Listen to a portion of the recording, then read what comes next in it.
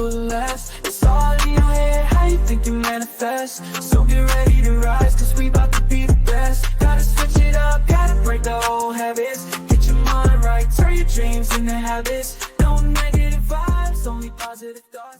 What is up, guys? Welcome to another episode of the Mindset Cafe podcast. It's your boy Devin, and today we have the privilege of speaking with a special guest, Bob Martin. He is a man whose life journey is honestly fascinating, as well as it is going to be transformative for you guys to hear from his early days as a high-powered criminal trial lawyer during those Miami infamous cocaine cowboy era, to his current role of a professor of wellness and mindfulness coordinator at Elon University. He has reinvented himself time and time again. And honestly, that's what we're all about here on the Mindset Cafe. As you guys already know, it's about making your life, filled with purpose, making you 1% better every single day. And what better way to do that than learn through someone else's journey and help you overcome your obstacles. So with further ado, Bob, thank you so much for taking the time out of your day. Oh, happy to be here. Thanks for having me. Thanks for all the work you do in putting podcasts together. Such an act of love. Thank you so much. Of course. So let's dive into it. I mean, obviously the first thing, I have to ask, because I've seen the Netflix, documentaries and stuff like that. And even my dad said he remembers that era, of the cocaine cowboys and stuff. So let's dive into your career as a trial lawyer, a mob lawyer. What was that all like, and how did that all begin? Whoa. Well, it all began from a prosecutor's office, starting out, my career coming out of law school. A lot of people, for the first time, they get a job, either with the prosecutor's office or the public defender's office to get their teeth cut, so to speak. But I really took to that office, and my boss was Janet Reno, and she actually wound up being the attorney general in the Clinton administration and was responsible for this terrible situation that happened at Waco, Texas. That was, if anybody heard about Waco, Texas, that she was the person from the government that was involved in that situation. But anyway, wound up filing a civil case against money laundering case against the mob, and wound up hitting them for a lot of money. Went out in private practice shortly after that, and they came to me, and they basically said, you hit us for a lot of money, and you got to be good to do that, and we want to start sending you some clients. So instead of being mad, it was a matter of mutual respect. Let's call it that. So basically you're on the prosecutor side, and then you went over to the defense side, is what it sounds like. Right. And so instead of them being mad and coming after you for basically prosecuting and taking their money, they're like, you obviously know your stuff. That means you can defend it as well. So what was going through your head during that time? Because obviously being on one side of the table and then getting approached by it, and it's still a business opportunity as well. What was going through your head at that time? You mean in terms of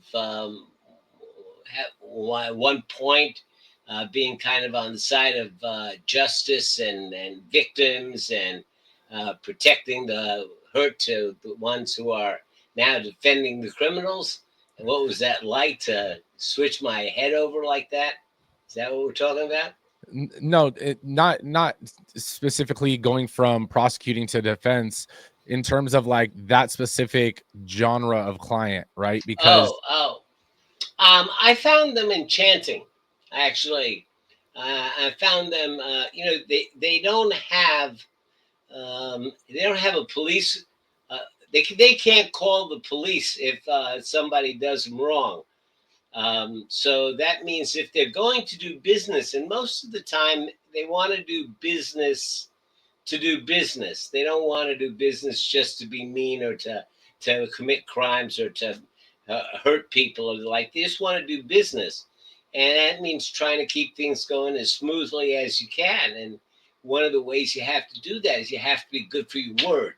because there's nobody that you can call up and say, this guy broke the contract, I want to sue him. You can't do that because it's an illegal contract, So so I found them to be enchanting and good for their word, and pretty much just like everybody else, except they had a different kind of business that they were in. That's so it's so interesting because nowadays you see so many different documentaries on different things like the cocaine cowboys, or like Narcos, or like all these other things. I've seen some of the mob ones as well, and you see a side of them. It's like the family, and they're so just regular people. But then there is that other side to their lifestyle that necessarily you can't call the police, like you said, and Right. there's Right. different ethics and Yeah, as long as you're good for your word. But if you cross them, if you're a rat, if you're somebody who breaks your word, well, then they can get pretty nasty. But I'll tell you the funny part about it in Miami, when we talk about the mob, you kind of have to talk about the Italians who had an influence there. What they were mostly involved with is bringing the stuff out of Colombia through Haiti and up to the docks of New York, where they owned the docks, and so that was their trade route. The Colombians, on the other hand, worked with the Cubans and brought the stuff in through the Straits of Miami. And so it was a different trade route, and they were um, they weren't necessarily in competition with each other, so there wasn't a problem. But I will tell you this: that the Italians, like most of us, think of ourselves as being scared of the mob. Well, the Italians were scared of the Colombians because the Colombians didn't have that kind of ethic. Like, I mean, among the Italians, leaving the family, you left the family out of it. You didn't mess with the family. Now, the Colombians felt very differently. If you messed with them, first they would kill your family in front of you, just so that you know that they're doing it before they kill you. Uh, and and the Italians, they like I say, they were concerned about those crazy Colombians. that it's so crazy. I mean, I will say the resourcefulness and creativeness from a lot of the mob stories and stuff, even from like the founding of Las Vegas, Mm-hmm. right, to Right. like the McDonald's scandal, Mm-hmm. and so many different things. It's like you have to be creative. It's almost like this natural born entrepreneurial skill as well, and mindset as well, to do some of the things and create some of the things that they do. So it is definitely unique. Is there any standout story from that time that you witnessed, or you were in, can remember? Well, many. I would say there's many. I remember. I mean, there are stories about cases, which you know I don't know that any particular one of them. I mean, mostly they they didn't ask me to be like consigliere. They didn't ask me to be like the inside advisor who was really privy to everything. I was somebody they referred middle management, the wholesalers and the retailers and the mules. Though when they got caught, they were the ones that they sent me. But I still got to know Johnny and his family pretty well. And I remember one time, um, Johnny's son got married. He sent him back to Sicily to get married. And once he was married, they had a big reception in New York City, and then they came down to Miami, and they had this huge dinner. Started at 2 o'clock in the afternoon and ended about 6:30, with all these courses and everything. Anyway, once we had gotten back to the dessert, all of a sudden Johnny stood up and he says, "Okay, the lawyer is here. We have to talk." And I had no idea what he was talking about. I mean, I said, "What? What?" And what happened was all the women grabbed all the children and took them out of the room and closed the double doors. and it was just the guys that were left. And as soon as that happened, everybody pulled out their cigars and started calling their bookies and started telling jokes and sitting down and watching TV and just doing man guy stuff. We did that for a couple hours till they got hungry again. They made themselves another meal. And finally, when it was all done, they say, okay, we're done. You can open the door. And the women started coming back in, and Johnny reaches over and he whispers in my ear, never tell the women. So it was a culture that was different. That's cool. Would you say that it was a lifestyle or like a crowd that it kind of easy to kind of get your life consumed by, or kind of get engulfed in that lifestyle or that surrounding? It is, and I did. And that was the problem. I mean, some of these guys were likable enough that you just wanted to hang out with them, and we started doing that and going to bars. Those were the disco days, those were the days, 1970s, the days of discos and chrome and glass discotheques and a lot of cocaine. And, so I started hanging out with them, and I guess that was the beginning of the next chapter of my story, because I started my personal life was falling apart. Professionally, I was making money hands over foot. I had the respect of the courts. I was considered one of the better lawyers in Miami, which was pretty competitive in that field. And but personally, things were kind of falling apart. I was even seeing a therapist. Wow. I mean, would you say that like being a top lawyer in Miami, especially during that time, and especially with the crowd that you had as clients and stuff, would you say that being a lawyer is partly a game? Like, for example, I think that being an entrepreneur, and I think business itself is a game, right? You have to know the more moves and the more pieces that to the puzzle, like the better and bigger your puzzle can be. Would you say that was like the case of being like a top lawyer at the time? Oh, sure. I mean, we had an expression that goes like this: if you've got the law to work with, the law's on your side, then use the law. And if the law's not on your side, then use the facts. And if neither the law or the facts are on your side, then use the system. What do you mean by use the system? Well, you got to know, getting continuances and how to play the game so that you could set the trial in the best strategic method and way that you could, and just playing, like you say, playing the game. Got it. There's a game of it. So it is an adversary system. I mean, the prosecutor wants to bring you down, and your job is to defend against it. So yeah, so it is very much a game. And one of the questions people ask me a lot is, how can you represent people like that? Because not only did I represent his people, who for the most part, these were just people who got caught carrying a lot of marijuana or cocaine across the border, or street dealers and the like. When you talk about child rapists and abusers, people question a little bit more how you can bring yourself to represent.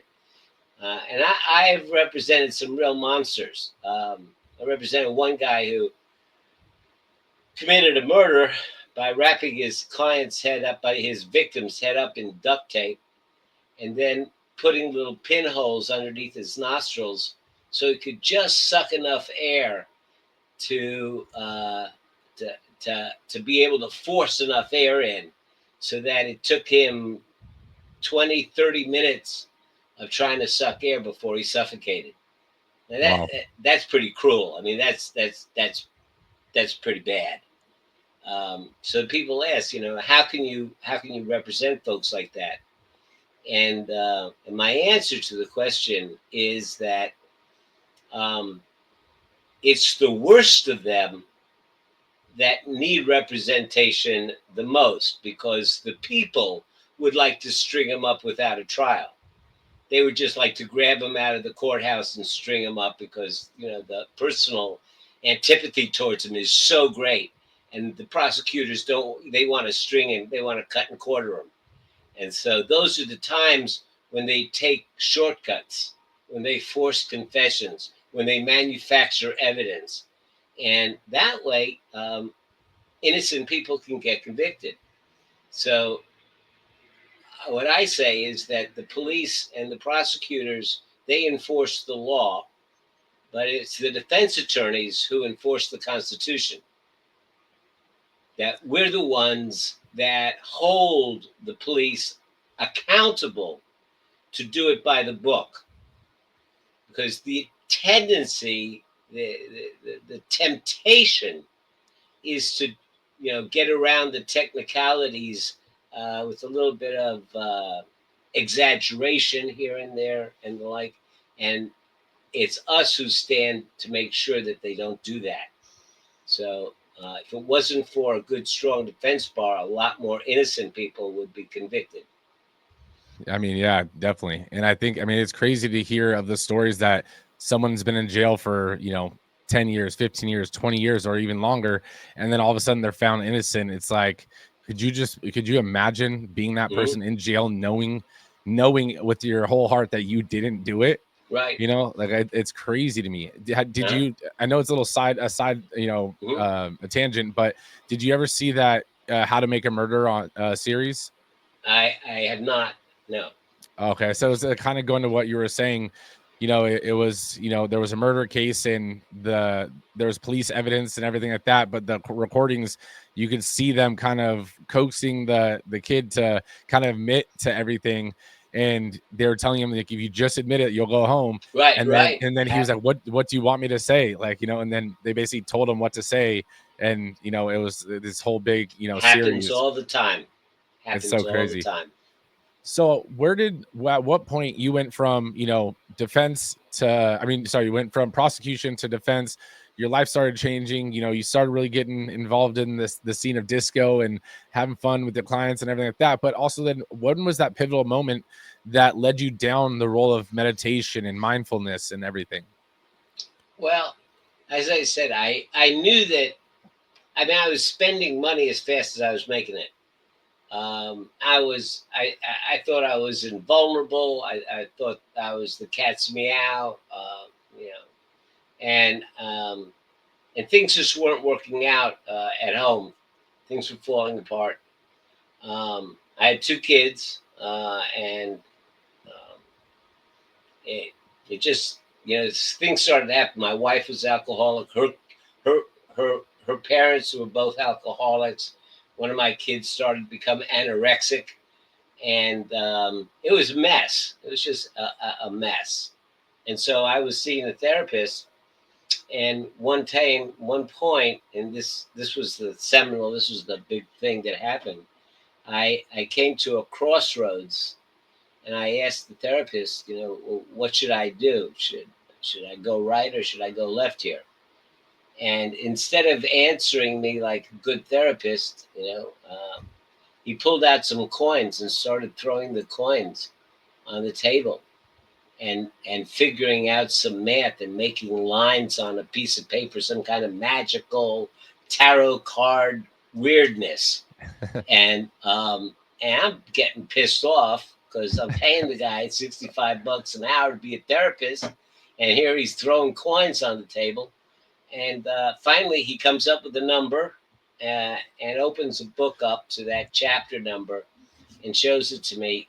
And the name of the chapter, in big black letters, it said "Retreat."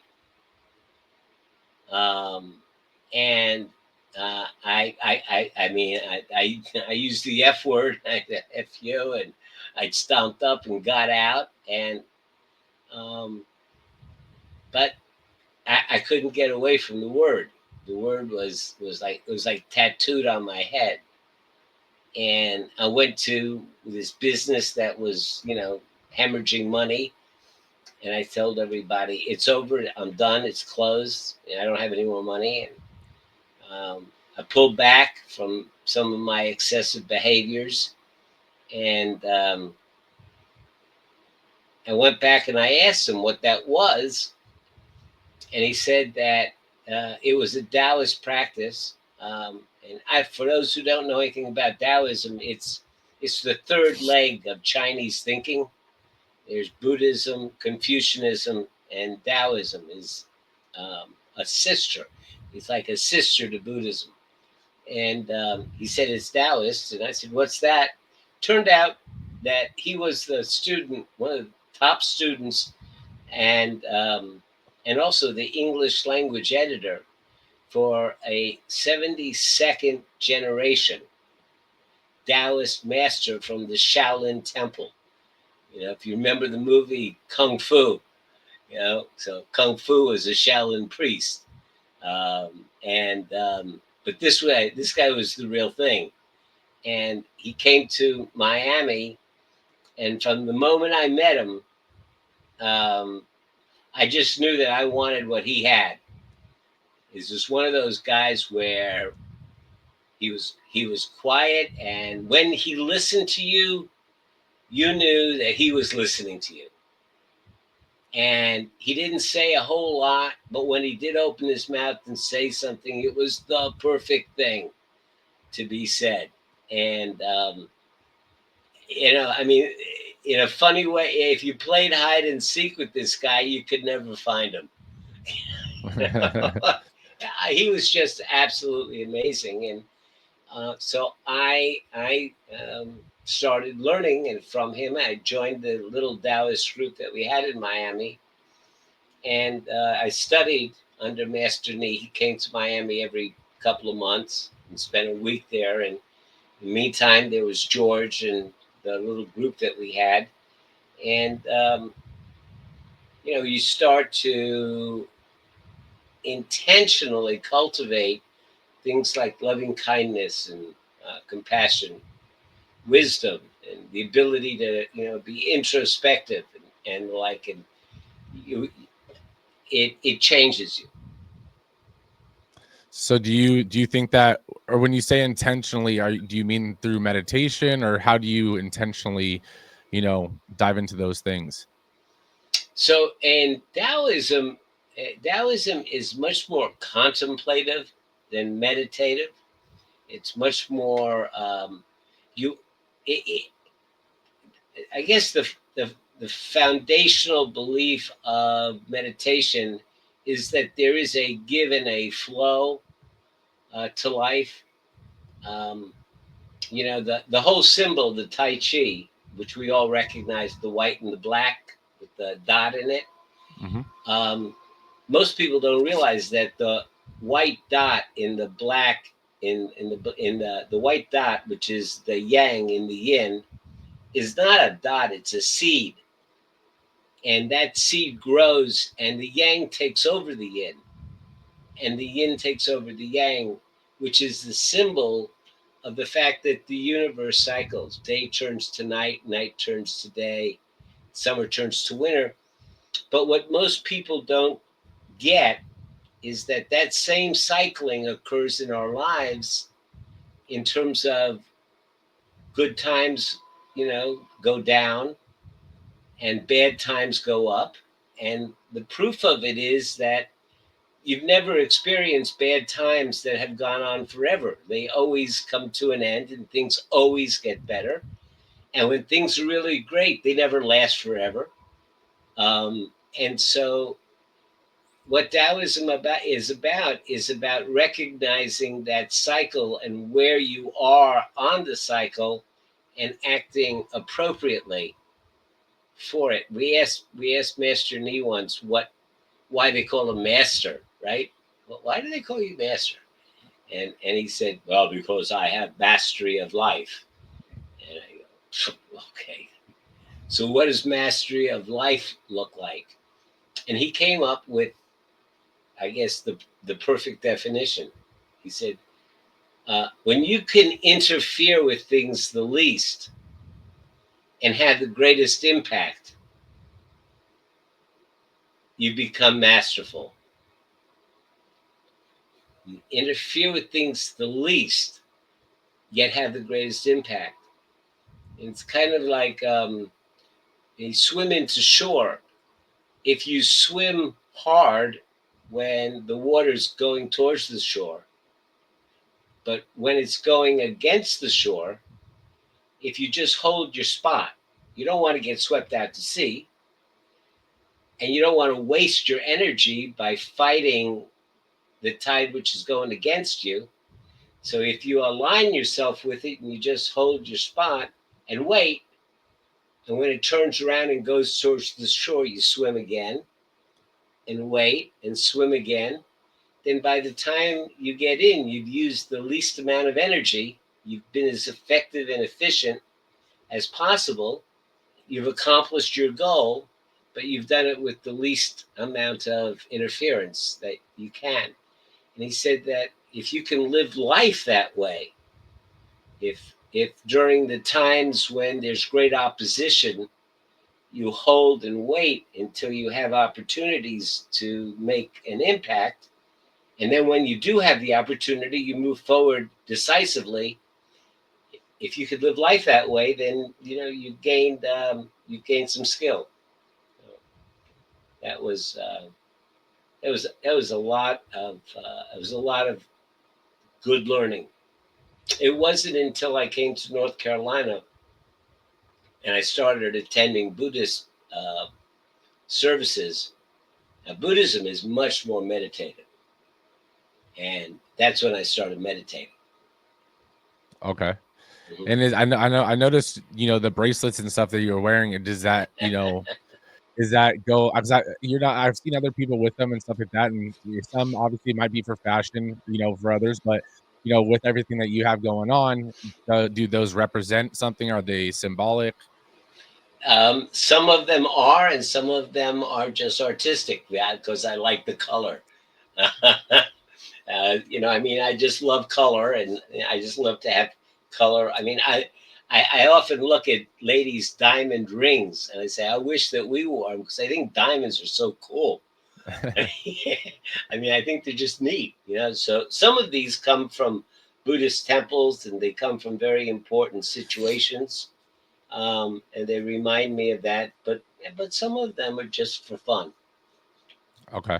No, because I know like some people. I had a client, that him and his parents sold like crystals, I guess, Mhm. like but like natural like rocks and like some are huge statues and all this kind of stuff, and each one has a different, Mhm. this court does these things. So do you, and that's why I was kind of thinking of the bracelets, and that's where I think I was kind of, Mhm. misled. But Right. do Right. you believe with everything that you've learned thus far and stuff, do you believe in the crystals, or is that something that's completely different? Um, I believe that there is a group of people to whom that's very important stuff, and it works for them. The answer is I don't know. I don't know.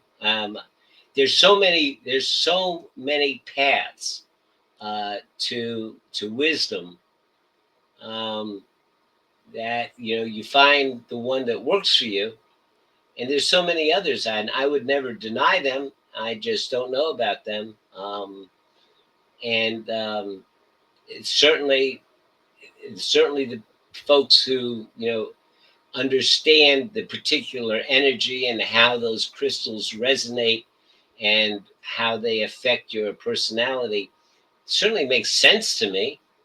I do I do believe, and I'm even from a experiential place, I do believe that the heart has an intelligence. I believe that it projects an energy field, from our bodies, and I, I guess my working hypothesis on how the universe might work is that each of those energy fields carries our intelligence with it, and somehow, somewhere, it all connects, and that there is a connectivity, between all sentient beings that creates some kind of universal intelligence, but beyond that, how it exactly works and what the physics of it are and how you approach it, I can't tell you. My experience tells me that if I take care with good intention and with good heart, with an open heart, and I take care of whatever the next thing in front of me is, that somehow my life will work out. I mean, that definitely makes sense. I mean, that was, that was a great answer. It definitely made sense. And again, I don't know enough about it to, so that's why I had to ask someone that knows Mhm. more about those things. But it definitely makes sense. And so I can relate that to, for me, fitness, there's plenty of different ways to get physically fit, to get, healthy. And, certain ways work for me. I haven't tried every single way, but it doesn't mean that there's anything wrong or that the other ways don't work. It's, workout styles and so forth. So I get Right. completely what Absolutely. you mean. Yeah, yeah. I mean, somebody might say, a plank is the way to get your core together, and somebody else may say, no, it's sit-ups. And Mhm. the plank guy and the sit-up guy, they might argue for like ever, but the net result is they both have great cores. So Right. Exactly. So I want to shift this because I mean, your life is an example of, you can do what you want and you can transition at any point. You can reshape your life and redefine who you are. mhm. So for people that have limiting beliefs, right? Or feel that they're stuck or that they're stuck in a fear or self-doubt, what would your advice be, or how would you help them break free of those limiting beliefs? um, so so let's say you want a buff body to go to the beach, right? Okay. You don't start preparing that when you pull your bathing suit on. Right? Right. You begin working on that months before, and you go to the gym, and you work on your body and your physical health, and it's a process. And you start out with the 5 pound weights, and then you go to the 10s and the 15s, because you build the muscle gradually, and you find that then your exercise is effective and it's doable, because you're following a certain pattern of increasing, and I'll use this word now, you increase your tolerance for discomfort. And and and what you'll find, as a physical person, as a person that teaches this yourself, that people will come in and they'll be a little bit uncomfortable, and a lot of people have a very low tolerance for it, and they go, I'm out of here. This I oh my oh, I got sore. Oh, and that's it. I and the whole time, and the whole thing to leading a happy life is to build up your tolerance for discomfort so that you can engage in more things and not let that discomfort get in your way and stop you and limit you from doing the things that give you joy. And you know so it's no different from the mind. There's very little difference. You build up muscles. We don't call them muscles, we call them neural pathways, but it's the same thing. You physically build them up. I'll give you a very interesting example. The In London, the taxi drivers have to learn the map of London down to the last alley. So they took a picture of their brain, especially the hippocampus, which is where your sense of direction is. And then the people set about their study of the maps. Then they took the picture again. And the hippocampus had grown longer, wider, taller, and thicker. So they had actually used their thoughts to change the physical structure of their brain to cause their brain to give them more strength in the area that they wanted.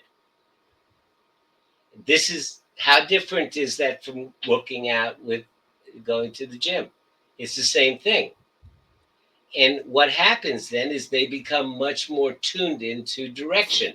They know things. It's easy for them to know where an alleyway is. So that process, is the same process that we go through to answer your question.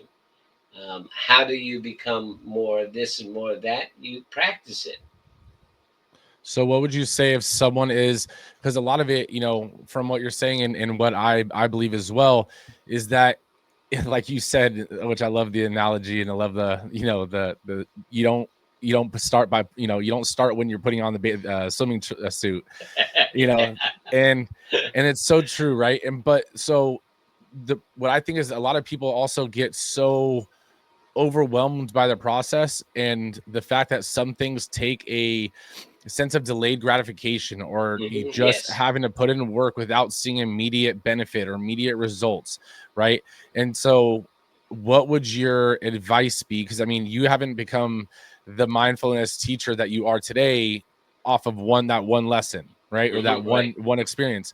So someone that is going through the process right now, that is either feeling burnt out or feeling stressed because they feel like they're not progressing forward, or maybe feeling lost because their journey seems like it's not going anywhere, what would your advice be for someone struggling with that?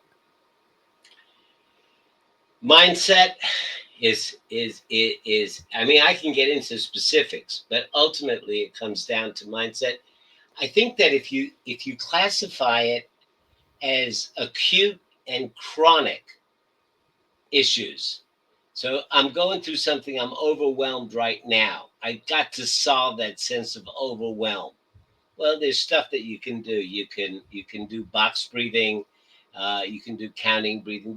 There are relaxation techniques. Heck, you can put on a nice piece of music and sit in an easy chair, and you can purposefully slow your breathing down.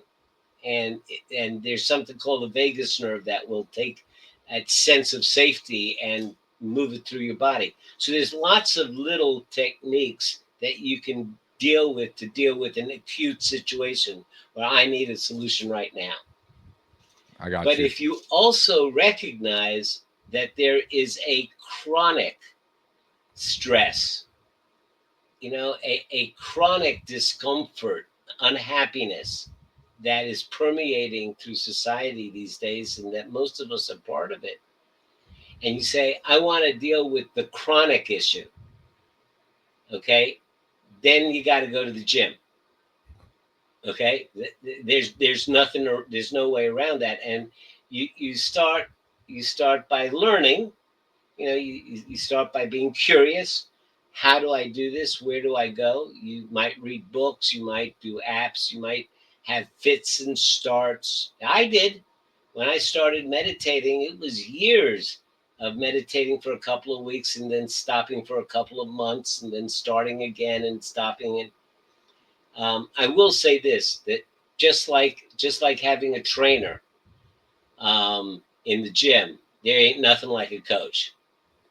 There's just nothing like a coach. I mean, that makes all the difference in the world. First of all, there's accountability.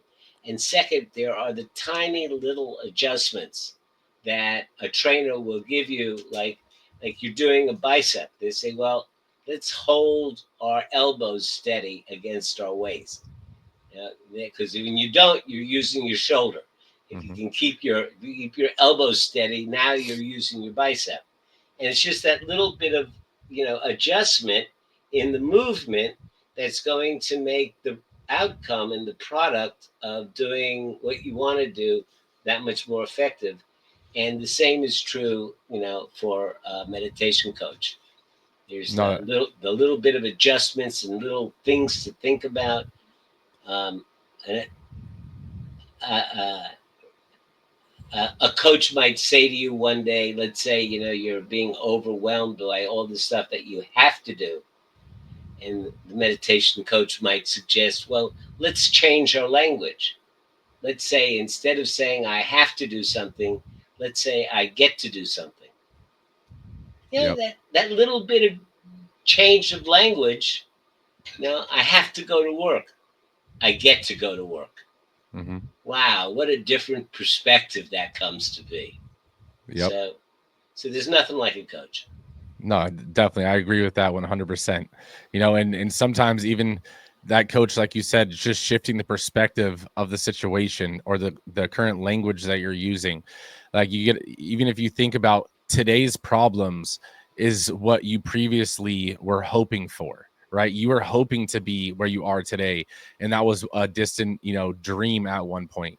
So it's like sometimes you just have to be grateful and use that phrase like I get to do these things, right? Mm-hmm. So I think that is so cool. Before we wrap up, I do like to ask one question. Sure.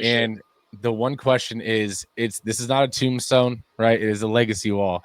So on Bob Martin's legacy wall, what would be the one message that you left for the up and coming generations that you've learned through your, extensive and colorful, life's journey? It's not a little one, it's a big one. Okay. I teach on campus. And at the end of my class, I will say to my students, look, I'm 75 years old and my grandson is 9.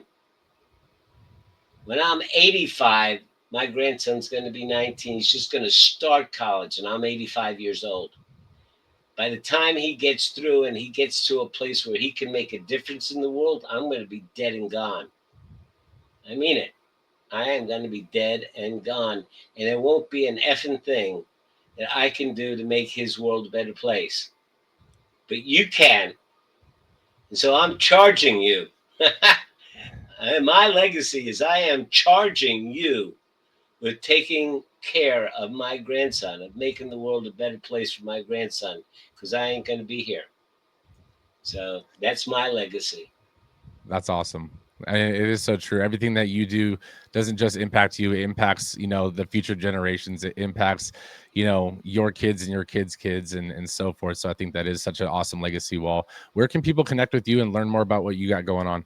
awiseandhappylife.com. Awesome. A lot of people ask me a lot of questions about meditation. So I finally decided I'd put it all into a book, an ebook, and it's free and it's downloadable and there's no obligation. Just answers how do you get started? What are the resources? What are the good books to read? What are the apps to use? All that stuff. Put it all into an ebook. Go to my website, A Wise and Happy Life, and download it. And from that, you'll get a couple of options of how to get started. Perfect. Guys, that will be in the show notes. If you're watching on YouTube, it'll be in the description of this video. So make sure you guys check that out. And make sure you guys share this episode with a friend. I know the beginning of it was entertaining and stuff like this, but I know the second half you definitely got some knowledge, because I know even I got my perspective and perception changed a little bit as well. So I just want to say, make sure you guys share this with a friend, level up your circle, because your circle will end up leveling you up as well. And Bob, I just want to say thank you so much for taking the time out of your day to come on today. Thank you so much. And as you can tell, the day is turning to night. As I'm getting like darker and darker. It's bright over here, so I got you. We'll stay connected soon, and honestly, thank you again so much. You're welcome. Take care. Be well. You too. No negative vibes, only positive thoughts. 'Cause in the game of life, mindset causes shots. Got my mind on the prize, I can't be distracted. I stay on my grind, no time to be slacking. I hustle harder, I go against the current, 'cause I know my mind